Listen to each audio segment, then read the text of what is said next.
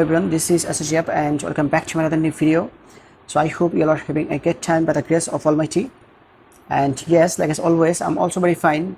Today in this video I'm going to share with you about a very important lesson of English grammar. Actually, আজকে ভিডিওতে আমরা present perfect টেন্সের আরো একটি গুরুত্বপূর্ণ রুলস নিয়ে আলোচনা করব। So let's get start on today's topic. তো প্রেজেন্ট পারফেক্ট টেন্সের আরো একটি গুরুত্বপূর্ণ রুলস হচ্ছে যে অতীত কোনো ঘটনা এখনো চলছে বোঝালে প্রেজেন্ট পারফেক্ট টেন্স হয়। আই রিপিট, অতীত কোনো ঘটনা এখনো চলছে বোঝালে প্রেজেন্ট পারফেক্ট টেন্স হয়। ফর এক্সাম্পল, সে পরীক্ষায় সবসময় প্রথম হয়ে আসছে, তার মানে সে আগে থেকেই পরীক্ষায় প্রথম হয়ে আসছে, মানে অতীত একটা ঘটনা এখনো চলছে বোঝাচ্ছে, আর সেই জন্য এই সেন্টেন্সটা প্রেজেন্ট পারফেক্ট টেন্স। আর এই সেন্টেন্সটাকে ট্রান্সলেশন করতে হলে প্রথমে লিখতে হবে সাবজেক্ট। সাবজেক্ট হচ্ছে সে, মানে হচ্ছে হি, তারপর হ্যাজ, তারপর লিখতে হবে ভার্বের পাস্ট পার্টিসিপল। তো ভার্বটা হচ্ছে আসছে, আসছে মানে হচ্ছে খাম, আর খামের পাস্ট পার্টিসিপল ফর্ম হচ্ছে খাম। তারপর লিখতে হবে অবজেক্টগুলো। তো অবজেক্টগুলোর মধ্যে একটা হচ্ছে পরীক্ষায়, পরীক্ষায় মানে হচ্ছে ইন দ্য এক্সাম, আরেকটা হচ্ছে সবসময় মানে অলওয়েজ, আরেকটা হচ্ছে প্রথম, প্রথম মানে হচ্ছে ফার্স্ট। তো প্রথম শব্দটা বাংলা ক্রিয়াপদের কাছাকাছি থাকার কারণে ফার্স্ট শব্দটাকে ইংলিশ ভার্বের কাছাকাছি লিখতে হবে। তারপর সবসময়, সবসময় মানে হচ্ছে অলওয়েজ, এটা হচ্ছে একটা অ্যাডভার্ব, আর সেই জন্য এটাকে অক্সিলারি ভার্বের পরে লিখতে হবে, মানে সাবজেক্ট এবং মেইন ভার্বের মাঝামাঝি লিখতে হবে। তারপর হচ্ছে গিয়ে পরীক্ষায়, পরীক্ষায় মানে হচ্ছে ইন দ্য এক্সাম, আর in the exam English verb থেকে একদম দূরে লিখতে হবে। তো সেই পরীক্ষায় সবসময় প্রথম হয়ে আসছে মানে হচ্ছে he has always come first in the exam. The next one is, আমি তাকে 5 বছর ধরে চিনি। এটাও একটা অতীতের ঘটনা, তো এখনও চলছে বোঝাচ্ছে। আর এই সেন্টেন্সটাকে আমরা যদি ট্রান্সলেশন করি, প্রথমে লিখতে হবে সাবজেক্ট। সাবজেক্ট হচ্ছে আমি, আমি মানে হচ্ছে আই, তারপরে হ্যাভ, তারপর হচ্ছে ভার্বের পাস্ট পার্টিসিপল ফর্ম, চিনি মানে হচ্ছে নো, আর নো এর পাস্ট পার্টিসিপল ফর্ম হচ্ছে নোন। তারপর লিখতে হবে অবজেক্ট।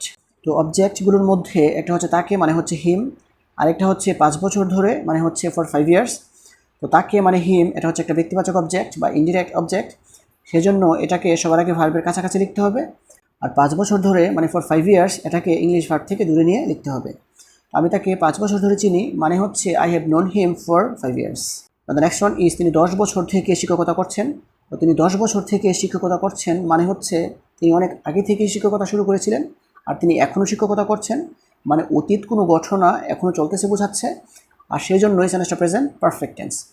আর প্রেজেন্ট পারফেক্ট টেন্সের স্ট্রাকচার অনুযায়ী আমরা যদি ট্রান্সলেশনটা করি, প্রথমে আমাদেরকে লিখতে হবে সাবজেক্ট।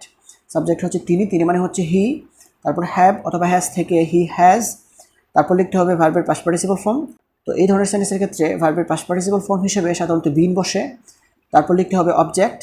তো অবজেক্টগুলোর মধ্যে একটা হচ্ছে 10 বছর থেকে, 10 বছর থেকে মানে হচ্ছে ফর 10 ইয়ার্স, আর আরেকটা হচ্ছে শিক্ষকতা, শিক্ষকতা মানে হচ্ছে অ্যা টিচার। তো শিক্ষকতা এই শব্দটা বাংলা ক্রিয়াপদের কাছাকাছি থাকার কারণে অ্যা টিচার শব্দটাকে ইংলিশ ভার্বের কাছাকাছি লিখতে হবে। আর 10 বছর থেকে এই শব্দটা বাংলা ক্রিয়াপদ থেকে 2 নম্বর দূরত্বে থাকার কারণে ফর 10 ইয়ার্স এই শব্দটাকে ইংলিশ ভার্ব থেকে 2 নম্বর দূরত্বে নিয়ে লিখতে হবে। তো তিনি 10 বছর ধরে শিক্ষকতা করছেন মানে হচ্ছে he has been a teacher for 10 years. The next one is, সে 10 বছর ধরে ঢাকায় বসবাস করছে। সে 10 বছর ধরে ঢাকায় বসবাস করছে মানে হচ্ছে সে অনেক আগে থেকেই ঢাকায় বসবাস করছে, এমনকি বর্তমানেও করে, মানে অতীত কোনো ঘটনা এখনও চলতেছে, আর সেজন্যই সেন্টেন্সটা প্রেজেন্ট পারফেক্ট টেন্স।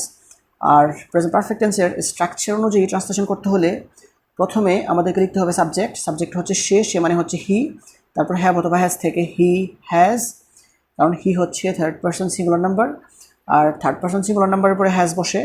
তারপরে লিখতে হবে ভার্বের পাস্ট পার্টিসিপল ফর্ম। তো ভার্বটা হচ্ছে বসবাস করছে মানে হচ্ছে বসবাস করা, আর বসবাস করা মানে হচ্ছে লিভ, আর লিভের পাস্ট পার্টিসিপল ফর্ম হচ্ছে লিভড।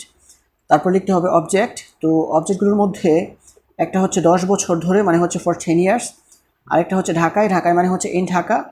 তো ঢাকায় এই শব্দটা বাংলা ক্রিয়াপদের কাছাকাছি থাকার কারণে ইন ঢাকা শব্দটাকে ইংলিশ ভার্বের কাছাকাছি লিখতে হবে। আর 10 বছর ধরে এই শব্দটা বাংলা ক্রিয়াপদ থেকে দূরে থাকার কারণে ফর 10 ইয়ার্স এই শব্দটাকে ইংলিশ ভার্ব থেকে দূরে নিয়ে লিখতে হবে। তো সেই 10 বছর ধরে ঢাকায় বসবাস করছে মানে হচ্ছে he has lived in Dhaka for 10 years.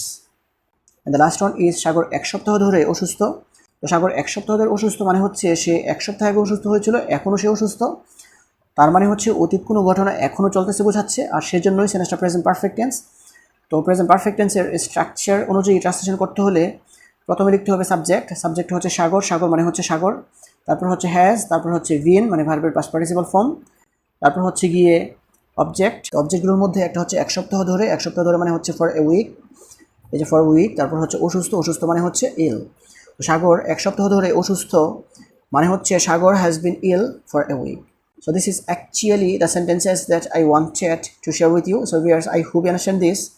If you guys really love this video, don't forget to like, comment, share and subscribe my YouTube channel. And best of all the time being, see you again. For the best of luck. Goodbye.